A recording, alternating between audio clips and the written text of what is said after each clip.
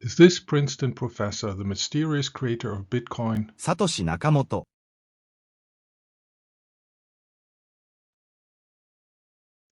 The materials and outcomes presented in this video result from comprehensively gathering, specifically categorizing, and systematically analyzing the sources available to me on the fascinating emergence of the world's first cryptocurrency.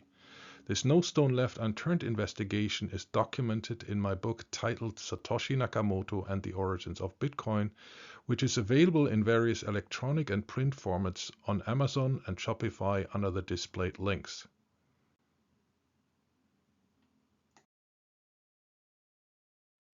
This far-reaching study has made it possible to draw a hierarchically structured chart of more or less plausible candidates for the creator of Bitcoin.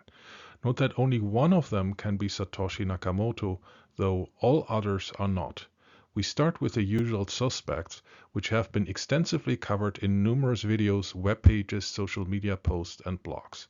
While they were undoubtedly key for paving the road towards Bitcoin, my comprehensive research concludes that none of them was directly involved in its creation. At the very bottom, we list the founders and OGs of cryptography and the cypherpunk scene. Then I drop a couple of names in first, second, third, and fourth layers. Finally, we reach the upper rank where several very credible Satoshi Nakamoto candidates are found.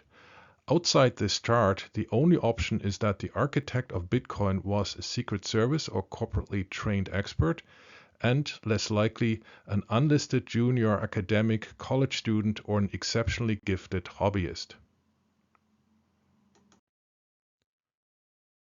This particular video from my playlist focuses on Professor Michael Freedman as one of the top matches identified in my, as much as possible, facts-based investigation following proper scientific method. As for any nomination fielded by people other than by the creator of Bitcoin himself or credible eyewitnesses, there is no ultimate proof. However, if Freedman had not been involved in the creation of Bitcoin around 2008, this video compellingly demonstrates that there are pretty good matches outside the echelon of usual suspects listed in the top row. Since 2007, Freedman has been a professor at the prestigious Ivy League university Princeton in New Jersey. The information in this presentation has been extracted from his private homepages, for example at MIT, New York University and Princeton, from web pages of projects that he contributed to, from articles published in conference proceedings and scientific journals, as well as from other public databases, often retrieved from Internet archives. There's also a Wikipedia page on Michael Freedman. Why Professor Michael Freedman? It'll be shown in the following that he wielded the entire portfolio of technical skills and operational excellence required to have pulled off Bitcoin in 2008.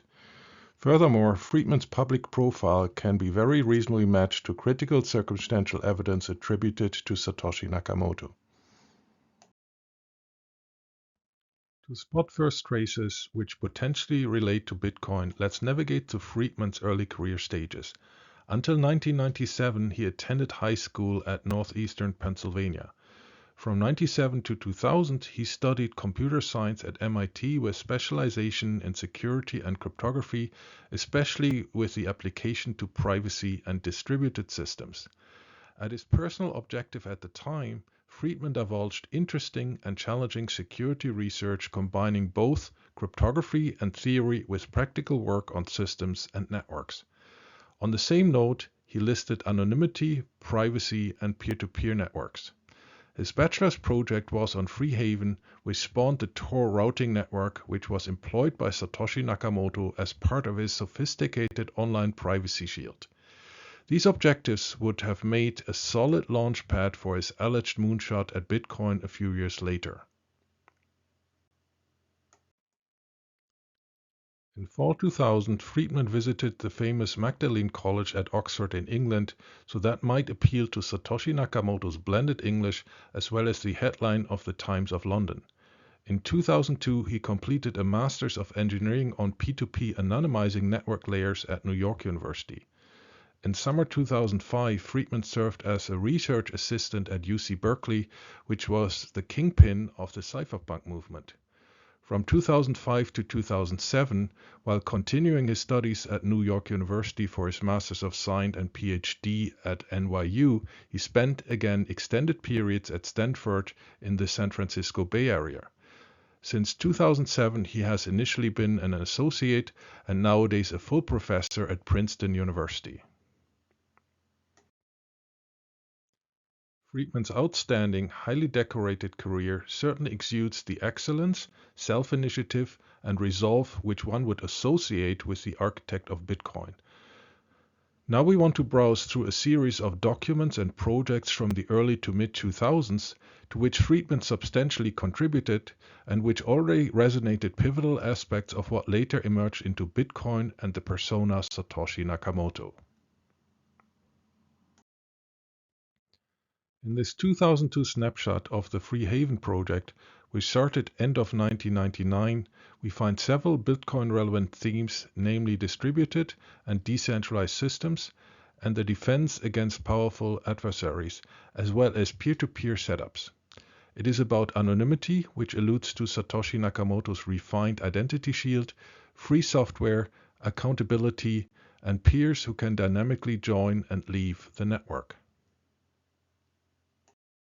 The slide deck of a 2001 conference presentation on the same project, key ingredients of Bitcoin's tech stack are already covered, such as peer-to-peer systems, like a precursor initiative Mojo Nation, and its discussion on micropayments. Nutella was mentioned by Satoshi Nakamoto in several messages, and Mixmaster was an anonymous remailer technology which was widely used among cypherpunks since their inception back in the early 1990s. Regarding payment schemes, they discuss proof of work, fungible non-anonymous, and fungible anonymous payments, in particular Chom's eCash and Brand's Digital Cash.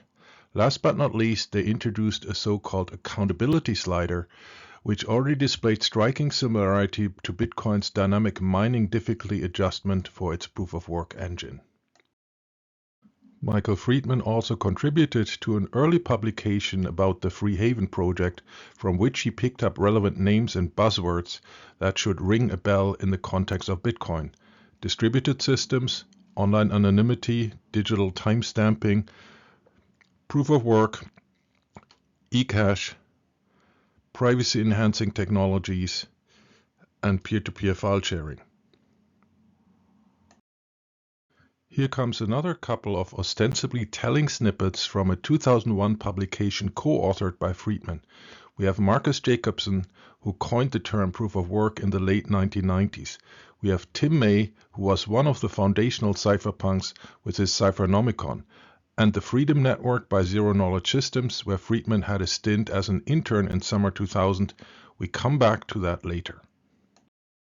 On the same 2001 paper, David Hopwood was a co-author whom Satoshi Nakamoto cited in a post from August 2010. Remarkably, this was one of the rare, if not the only direct pointer by Satoshi Nakamoto to a source outside his Bitcoin white paper. Note that the eminent cypherpunk David Molnar was a senior author of this article. In another 2001 paper, we find further traces of what could have led Freedman to Bitcoin, such as his strong emphasis on peer-to-peer. And keeping in mind projects and terms quoted by Satoshi Nakamoto, we discover Nutella, Napster, eBay-style marketplace, and fungible micropayments. Quite unusually, its third citation is actually a plain sentence which reads, "Pseudonymous identity allows other participants to link together some or all the activities a person does on the system without being able to determine who the person is in real life." Very evidently, this phrase smoothly dovetails Satoshi Nakamoto's covert identity. Freedman further referred to anonymous remailers, to pioneering papers on proof of work, Digital Cash by David Chom and Stefan Bruns, whom he collaborated with in summer 2000 at ZKS, eBay, the online marketplace also mentioned by Satoshi Nakamoto, as well as, again, David Hopwood. Cypherpunk David Molnar from Harvard senior authored this paper too. In 2002, Freedman had moved on to pursue his postgraduate studies in computer science at New York University. With his supervisor Robert Morris, he published a paper on their Tarzan project. Its title and abstract feature terms resonating with pivotal Bitcoin concepts, such as peer-to-peer, anonymity, IP networks, fault tolerance, scalability, Chaumian mix, and distributed trust among untrusted identities. Michael Freedman also entertained personal homepages linked to the various institutions which he was affiliated with along his academic education. In this exemplary 2002 archive, he elaborated on his then ongoing Tarzan and Freehaven projects while reiterating previously highlighted terms.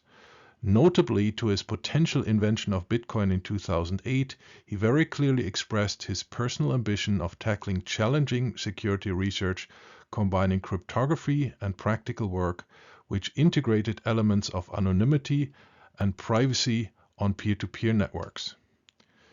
What strikes is that he pointed out the importance for peers to dynamically join and leave the network in a very similar way as Satoshi Nakamoto in the abstract of his Bitcoin white paper. To further corroborate his exceptional mindset and distinct resolve, which would be well commensurate with Satoshi Nakamoto's determination for embarking on his very challenging, presumably solo journey towards a complex IT project like Bitcoin, we captured excerpts from a 2001 statement from Freedman. It reads, "What I just meant is that these other solutions are based on computational problems that are accepted as hard. The only reason I brought up these points is to try and emphasize some problems in building complex systems. It's hard. I think we're all aware of that. Hopefully, we can find some good answers to some of these hard problems." In a 2005 initiative named Shark with David Messier at NYU, Freedman introduced a distributed peer-to-peer file system with many features which would also apply to Bitcoin: accountability, scalability, mutually distrustful clients, latency, usability, consistency, and security. The comprehensive bibliography of Freedman's PhD thesis from 2007, which roughly corresponds to the time when Satoshi Nakamoto must have started Bitcoin, exhibited further notable citations, for instance, from Ralph Merkle, who invented the eponymous hash tree cited as number 7 in the white paper. Bram Cohen developed the widely applied P2P file-sharing network BitTorrent, which was mentioned in posts by Satoshi Nakamoto.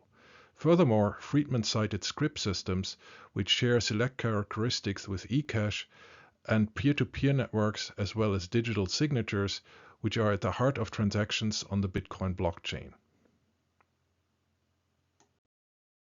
Satoshi Nakamoto's exact motivation for picking a regular Japanese name as his pseudonym remains obscure.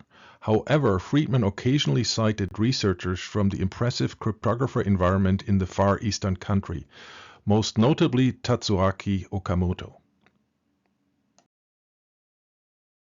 In addition to his many scientific publications in the 2000s, and only a few of them have been listed here, Michael Freedman was also a co-inventor on a few patents.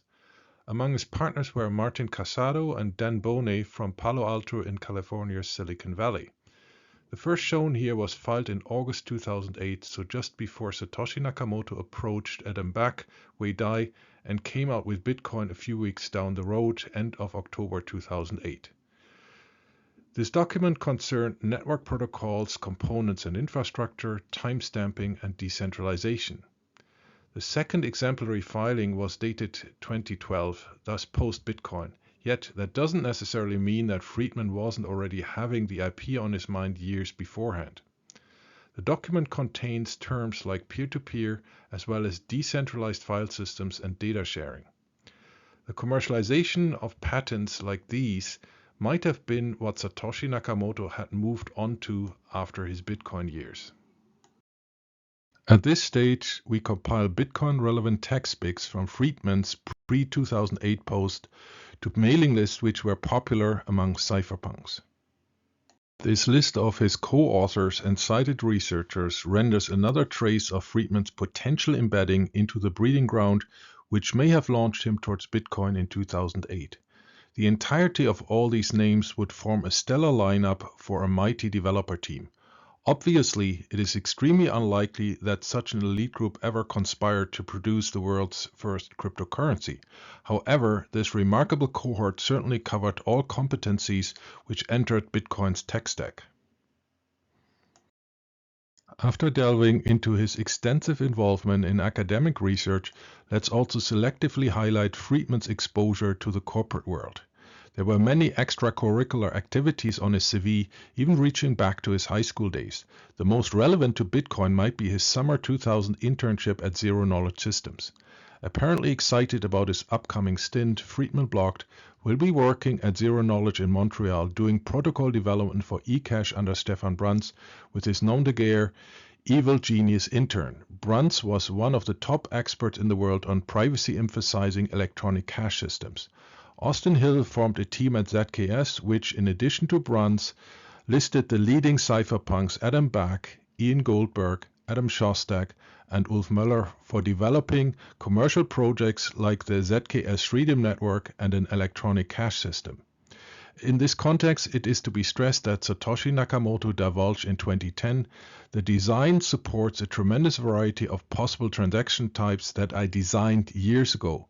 So if Michael Freedman was the actor behind the pseudonym Satoshi Nakamoto, this very statement would actually suit his work at ZKS. It is also worth noting that a former colleague at the company vetted Freedman already at this very early career stage as an outstanding talent whom he could have seen as capable of pulling off Bitcoin a few years later in 2008. From the early stages of his highly decorated and fast-tracked academic career, Freedman was also very active as an entrepreneur. In 2003, he established Coral CDN. This content distribution network was implemented on Planet Lab, which is an open platform for developing, deploying, and accessing planetary-scale services. It features distributed storage network mapping, peer-to-peer systems, and distributed hash tables. Just like Bitcoin, it was programmed in C, C++. However, it was implemented on Linux, while Bitcoin was initially only released on Microsoft Windows. The team of Coral CDN ran a side project, Illuminati, which was named after the idea of illuminating the shadows of the Internet, seeking to better understand the peculiarities of Internet and web network environments and deployments. The project name evidently alluded to the Enlightenment-era secret society Illuminati. This legendary brotherhood had a short-lived official existence in the 18th century, but it is speculated to still pull the strings in the modern world while hidden in the underground. This powerful narrative readily calls to mind the fascinating mystery shrouding the persona Satoshi Nakamoto and the origins of Bitcoin. The project was the basis of the company Illuminix, which Freedman founded with Martin Casado in 2006. The business specialized in IP geolocation and intelligence services and was sold to Quover in the same year. Casado is nowadays a partner in the crypto-advocating VC firm Andreessen Horowitz. From 2006 to 2009, Freedman advanced the project Ethan, which is the basis for open flow and software-defined network architectures. Let's look at the intriguingly wide overlap between Bitcoin's tech stack and Freedman's practically demonstrated portfolio. Several of Bitcoin's foundational technologies are anchored in classical cryptography, which was primarily developed in the 1970s and 80s. These are hashing, digital signatures, and Merkle trees. In the following 1990s and 2000s, several applications were added which played an important role for the emergence of Bitcoin. These elements were electronic payment systems, trusted digital timestamping, and P2P file sharing, as well as proof of work and hashcash. Complementary applications supporting Satoshi Nakamoto's online anonymity were PGP for email encryption, Tor onion routing, and potentially anonymous remailers. All of these technologies certainly pertained to Michael Freedman's skill set, especially when factoring in his strong PhD-level computer science background, as well as his frequently expressed dedicated interest in these specific topics. Some of these components can even be tied to white paper references, such as Merkle trees to 7, eCash to 1 and 6, and trusted digital timestamping to 2, 3, 4, and 5.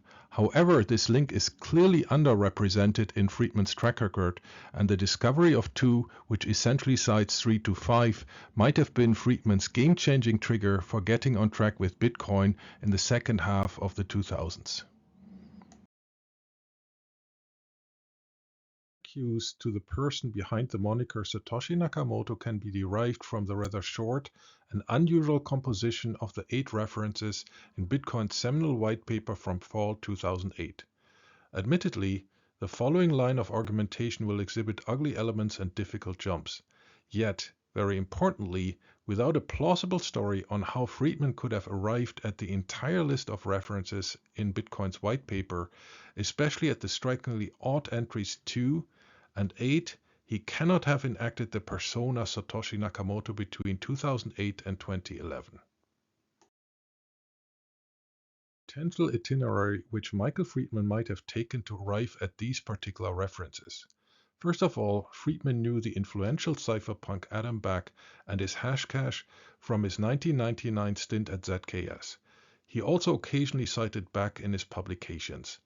Back then directly referred Freedman to Wei Dai about his pioneering work on B-Money, thus providing a straightforward avenue to white paper citations 6 and 1.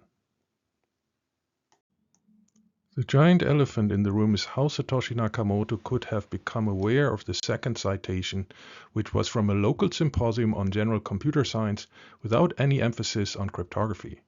This very small meeting was held in May 1999 in a tiny village just south of Leuven in Belgium. While an ISBN was registered for its proceedings, they were neither digitized nor uploaded to a web server in the pre-Bitcoin era. Consequently, the contents of the book did not possess a DOI, which would have made the cited article far more widely searchable and retrievable. Reference 2 was hence mainly available as a physical hard copy to the only about 50 mostly regional participants, plus a handful of visitors from the continent. The booklet was carried by only a few select libraries, which were primarily located in the Benelux, but importantly not by other common academic institutions in Europe and even less across the Atlantic. Yet there's a plausible alternative how Freedman could have arrived at white paper citation 2. A paper with a similar title was published by the same group at a workshop which took place just a few weeks later in June 1999 at Stanford. Various library catalogs in North America, for instance at Stanford itself, New York University or Princeton, which Freedman likely had direct access to, feature its proceedings which also possess a DOI. The sister publication actually presented what is likely the only widely retrievable citation of 2 from the 1999 Benelux Symposium. It strikes that this article, in the same way as a related white paper reference, omitted the page numbers, indicating that he directly adopted the citation from the article in the Stanford proceedings without being able to get his fingers on the original at the time. Even more, the sister publication also contained the 3rd and 4th references of the white paper, however with slight bibliographic deviations. After becoming aware of them, Freedman probably downloaded these widely available articles 3 and 4 to verify the validity of their bibliographic data and corrected the 2 entries accordingly. Via the sister publication from the 1999 Stanford workshop, Freedman had probably just discovered the groundbreaking research on digital timestamping by Haber and Stornetta, whose work may not have been on his screen at the time. Due to its critical role in timestamping at the heart of Bitcoin, Freedman went on to search for their more recent publications and included citation 5 of the white paper, which was stocked in most academic libraries. Merkle trees in citation 7 were well known to computer scientists, in particular to those with specialization in cryptography. Yet its particular white paper reference 7 was not so common. A potential route to 7 would have been via the 4th and 5th citations of the Bitcoin white paper, where Merkel's 1980 publication was also quoted. The creator of Bitcoin evidently adopted their final page number 133, while Merkel's original document extends to page 134. This mismatch supports the hypothesis that the bibliographic data of reference 7 was retrieved by copying and pasting from 4 and 5. The final citation 8 in Bitcoin's epochal document quotes a standard textbook by the Austro-American father of probability theory, William Feller. What strikes is the reference to its presumably first edition from 1957, which was rarely catalogued in libraries across America and Europe. Note, however, that in his later years between 1950 and 70, Feller was a professor at Freedman's Princeton, where, for instance, this antiquated edition is carried in its local library. Overall, proper citation of the traditional references 2 to 5, 7, and 8 in the Bitcoin white paper was likely facilitated by unfettered access to the physical and online catalog of a well-stocked institutional library, in most cases from within a renowned university. This would hint towards a formal academic affiliation at the time. Matching his previously derived characteristics, the creator of Bitcoin was likely a postgraduate student, postdoctoral researcher, or junior academic. These attributes obviously match Michael Freedman's impressive career path during the 2000s over MIT, New York University, Stanford, and eventually Princeton, up to the publication of the Bitcoin white paper at the end of October 2008.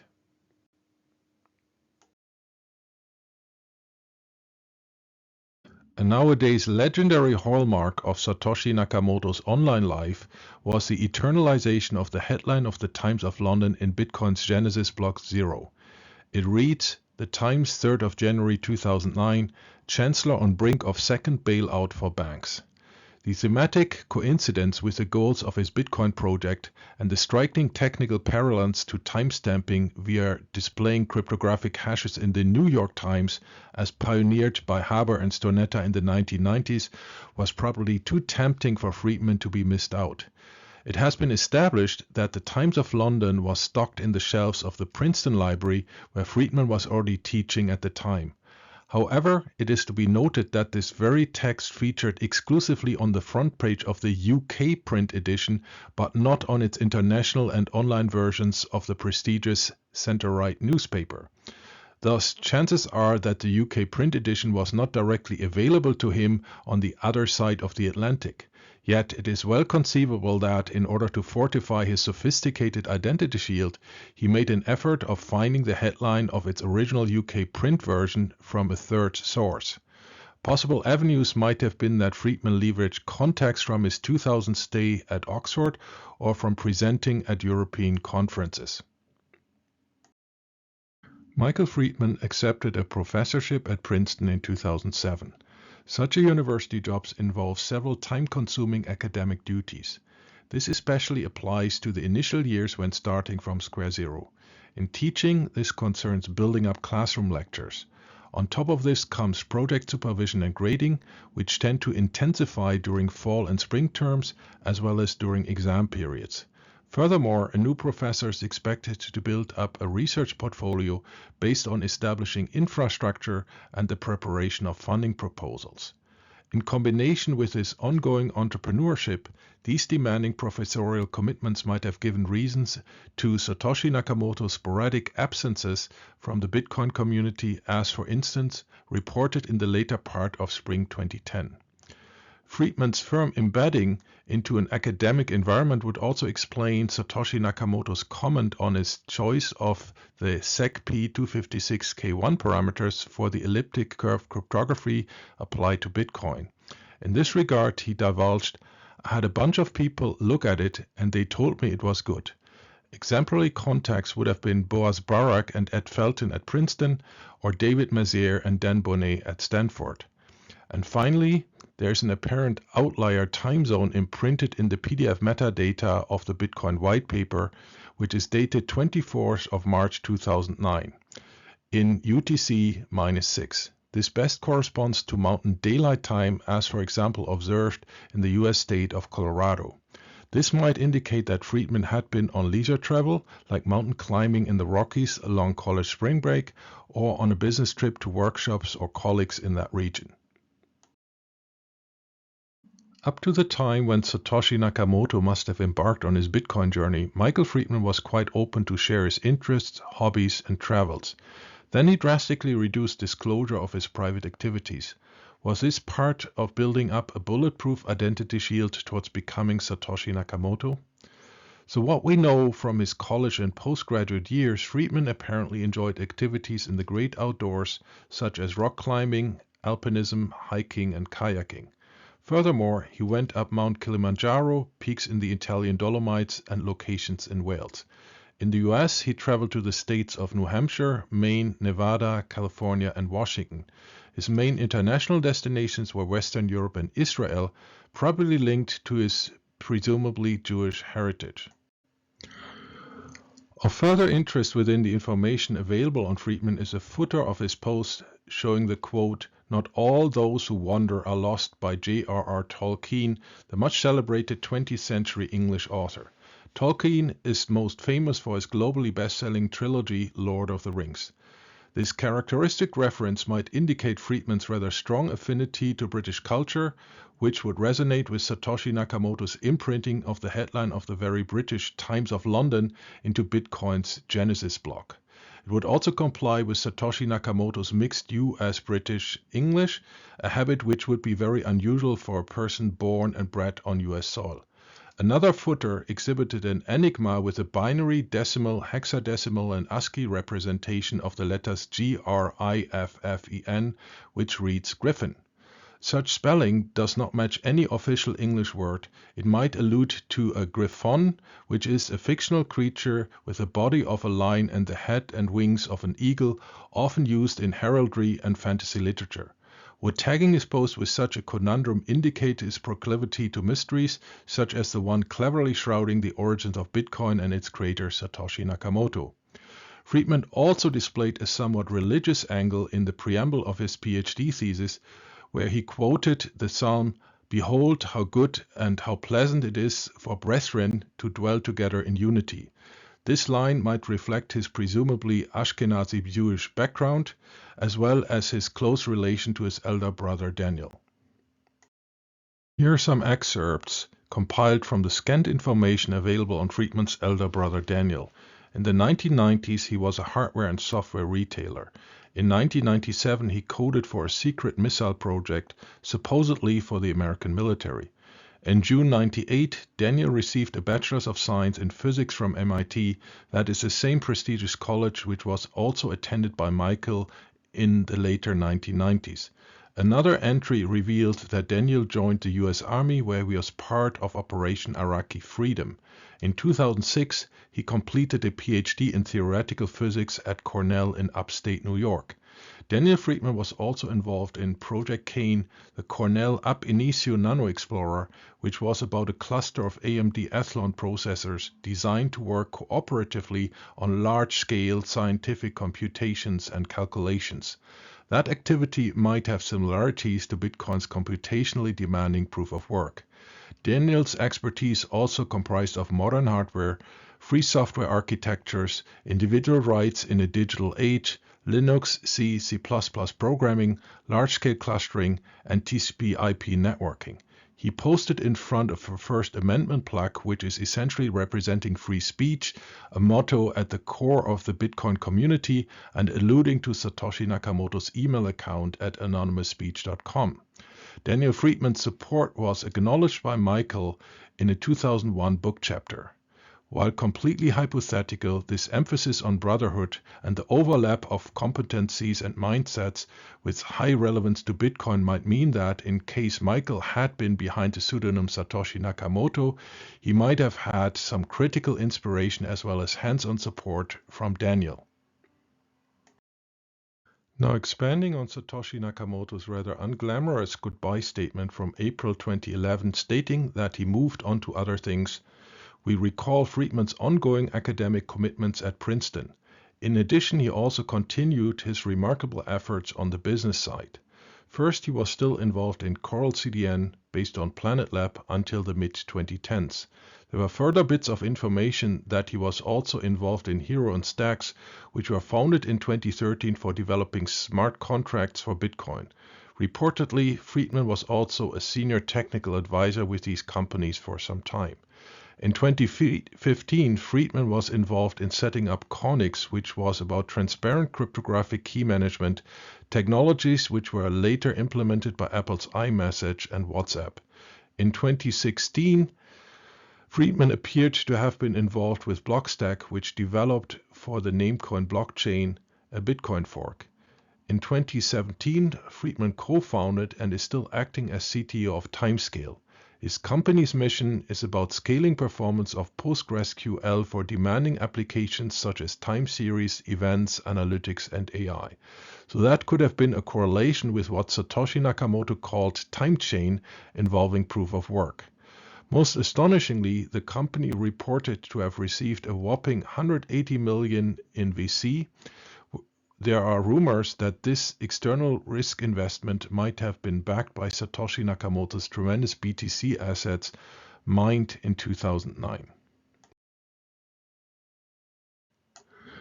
From the pool of information gathered so far, it is clear that Freedman was working on a broad spectrum of Bitcoin-related software with top-notch cypherpunks and researchers in academia and the business world throughout the 2000s. Let's now draft Freedman's possible timeline leading to Bitcoin in 2008. Freedman completed a bachelor's degree in computer science with emphasis on cryptography and distributed systems in 2000. In the early 2000s, he worked on the Free Haven project, where he was already dealing with advanced peer-to-peer systems and online anonymity. Free Haven led to Tor onion routing, which was used by Satoshi Nakamoto. In summer 2000, Freedman spent some time at Montreal-based Zero Knowledge Systems, where he was surrounded by expert cypherpunks and cryptographers and gained first-hand exposure to electronic cash systems and online privacy technology. Later in 2000, he had a stint at Oxford in the UK, where he might have gotten acquainted with some British spelling and phrases, and possibly also read the Times of London. In the mid-2000s, Freedman was working on several peer-to-peer systems like Tarzan, Coral CDN, and PlanetLab. These open-source projects also featured aspects of proof-of-work, distributed file systems, and C++ programming. In 2007, he received his PhD from New York University. While spending extended periods at Stanford in the Bay Area, Freedman might have discovered the sister publication of the central timestamping reference 2 in his Bitcoin white paper, pointing him to the pioneering 1990s work by Harber and Stornetta, which are cited by Satoshi Nakamoto as references 3 to 5. In the same year, he accepted a professorship at Princeton. In its local campus library, the Times of London was stocked, at least via its online version, as well as most other white paper citations, including the very rare reference 8 of a 1957 edition of a textbook on probability theory. While getting on track with his fledgling professorial career, Freedman likely had to deal with a bunch of time-consuming academic duties, which could explain Satoshi Nakamoto's occasional multi-week absences from the Bitcoin community. He was also surrounded by expert cryptographers within his various academic connections, locally and at large, who could have given him valuable advice, for instance, on the selection of Bitcoin's ECC parameters.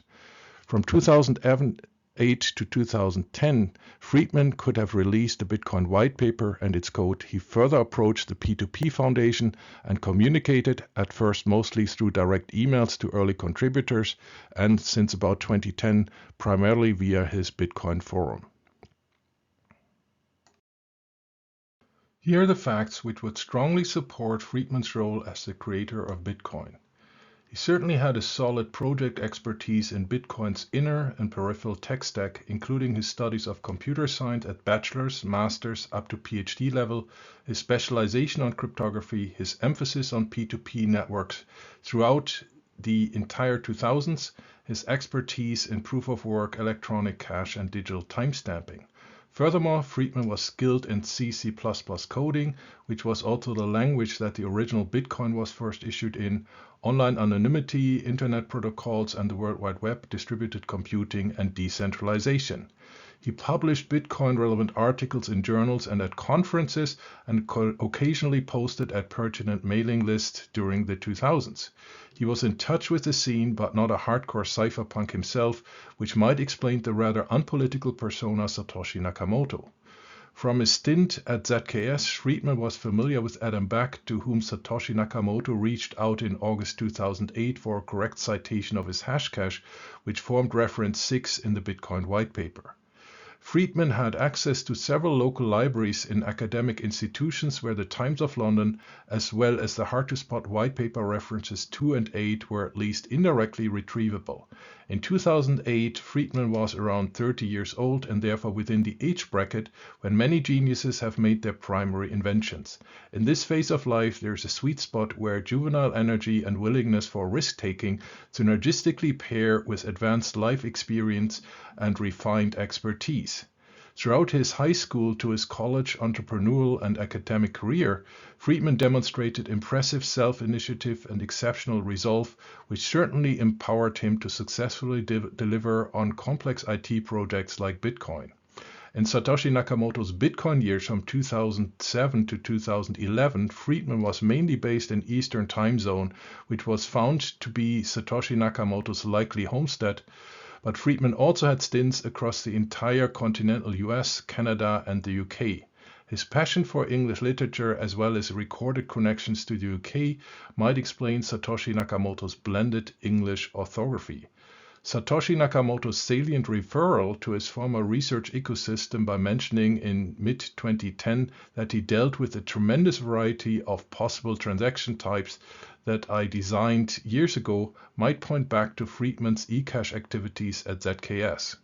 Freedman's embedding in a habitat with academic cryptographers can explain his comments on the choice of SecP 256 key 1 ECC parameters for Bitcoin. Satoshi Nakamoto's transient dormancies from the Bitcoin community might be related to intensive workloads on teaching and research during his startup phase as a professor at Princeton, while still involved in his corporate adventures. As expected, a lot of open questions remain regarding the here investigated link of Michael Freedman to his alias Satoshi Nakamoto. Consider that the creator of Bitcoin might have deliberately implanted at least some of these riddles as part of a sophisticated razzle-dazzle. Moreover, this study could only resort to third-party, mostly publicly available information on any candidate, so it is unsurprising that we do not always have full explanations for each detail at hand on behalf of Freedman. One conspicuous point is why Freedman would have picked a rather ordinary Japanese name for his online accounts rather than a fictitious handle. Satoshi Nakamoto even specified Japanese nationality on his personal page at the P2P Foundation, but that was actually the only occasion he ever referred to this Far Eastern country. Yet his superior mastery of formal and colloquial English would grossly contradict the repertoire of any non-native speaker, especially when born and raised in an Asian culture like Japan. A possible reasoning would be that Bitcoin.org and some other accounts were registered with an internet service provider in Japan, presumably by virtue of the country's favorable privacy-respecting legislation. Then there is the mode of release of the Bitcoin white paper and code. Satoshi Nakamoto's rather inconspicuous and exclusive post on the cryptography mailing list on the 31st of October 2008 could not be tightly connected to Freedman's activities in the pre-Bitcoin years. He might have formally operated under another pseudonym, though. Moreover, Satoshi Nakamoto's select outreach beyond the cryptography and cypherpunk scene to the P2P Foundation was astonishing. Its members interpreted decentralization more from a social angle. The forum neither boasted distinct interest nor expertise in computing, even less in cryptography and eCash systems. It is also noted that Freedman seemed to be firmly anchored in the Usenix ecosystem. He presented at several meetings of this Unix-affine scene, which appears to contradict Bitcoin's exclusive release on Microsoft Windows. Regarding stylometry, Satoshi Nakamoto communicated with a blend of American and British spelling, vocabulary, and phrases. Such habit is very unusual for a US American and might be related to Freedman's documented ties to the UK and Europe and may have been intentionally fielded as a clever decoy to mislead the sleuth. Possibly following the same objective was the time setting of his Bitcoin white paper with the OpenOffice.org suite, while the de facto standard in academic cryptographer circles was a LaTeX package. In the general population and corporate world, more than 90% of users were authoring on Microsoft Word at the time. Was this choice related to Freedman's preference to open source software plus a further red herring? Another open issue remains the Mountain Daylight Time Zone registered in the PDF metadata of the official Bitcoin white paper dated 24th of March 2009. Again, this entry could have been doctored, but if it was genuine, we don't have any records that Freedman was residing in this region at the time. Yet, we evidently do not have a complete chronicle of Freedman's whereabouts.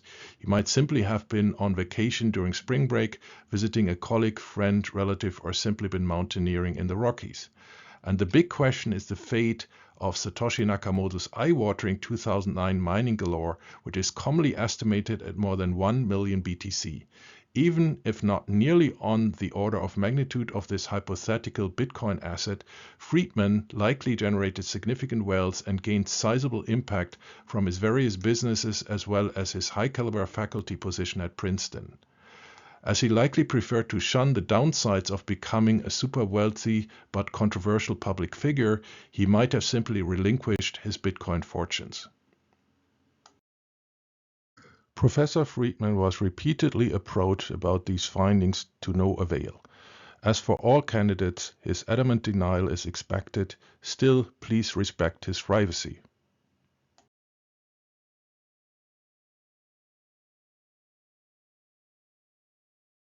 For the full information and analysis of the content presented in this video, as well as detailed coverage of about 60 further candidates, I highly recommend my book Satoshi Nakamoto and the Origins of Bitcoin. It is available electronically and in printed form at Amazon and Shopify under the displayed links.